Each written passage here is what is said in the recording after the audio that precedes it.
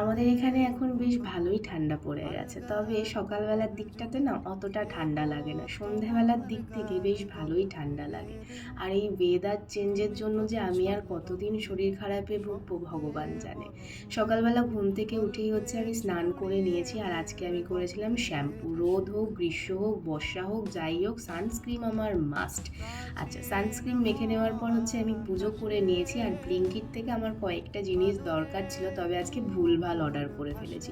আচ্ছা, যেই দুটো জিনিস আমার সবথেকে বেশি প্রয়োজন ছিল সেটা হচ্ছে কফি আর জিরের গুঁড়ো আর হলুদ গুঁড়ো, তবে লঙ্কার গুঁড়োটা আমার একদম দরকার ছিল না। আমি অর্ডার করতে গেছিলাম শুকনো লঙ্কা, আর করে দিয়েছি লঙ্কার গুঁড়ো।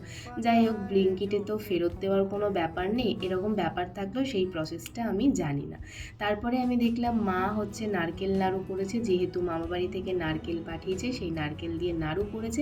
আর সব থেকে প্রিয় জিনিসটা পাঠিয়েছে হচ্ছে দিদি, এক টিফিন বক্স তেঁতুলের আচার।